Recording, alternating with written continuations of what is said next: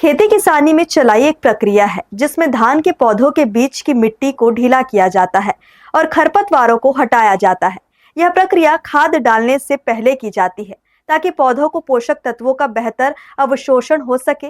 बरमकेला अंचल में भी किसान इस प्रक्रिया को अपना रहे हैं। धान की खेती अपने चरम पर है। बरमकेला अंचल के अधिकांश किसानों ने अपने खेतों में धान की रोपाई कर ली है। कई किसानों ने इस बार डायरेक्ट सोइंग यानी सीधी बुआई की विधि अपनाई है, जिसमें बीजों को सीधे खेत में बिखेरा जाता है। हालांकि यह विधि समय और श्रम की बचत करती है। सीधी बुआई में बीजों का एक समान वितरण न होने के कारण खेती के कुछ हिस्सों में पौधे घने हो जाते हैं, वहीं कुछ हिस्से खाली रह जाते हैं, जिससे लेकर बरमकेला अंचल ग्राम देवगांव के किसान चलाई प्रक्रिया को प्राथमिकता दे रहे हैं। चलाई वह विधि है जिसमें खेत में अत्यधिक घने पौधे को निकालकर उन्हें उन हिस्सों में लगाया जाता है जहां पौधे कम हैं। इससे पूरे खेत में पौधों का संतुलन बना रहता है। यह प्रक्रिया धान के पौधों की समान वृद्धि के लिए बेहद जरूरी होती है।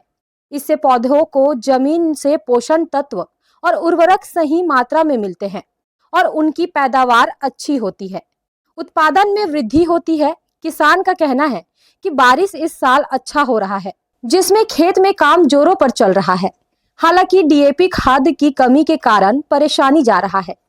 इस समय चिखला फसल किए हैं हम लोग और मैं 15 एकड़ खेती करता हूं धान फसल केवल।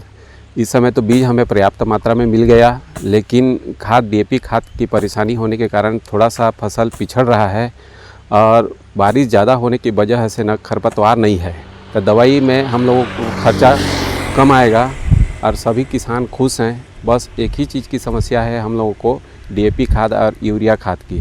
सरकार इस पर अच्छा से ध्यान देगा तो इस समय फसल भी अच्छा होगा और किसान मुनाफे में भी बहुत ज़्यादा फायदा में रहेंगे। हर्ष न्यूज़ के लिए बरमकेला से शोभा दास मानिकपुरी की रिपोर्ट।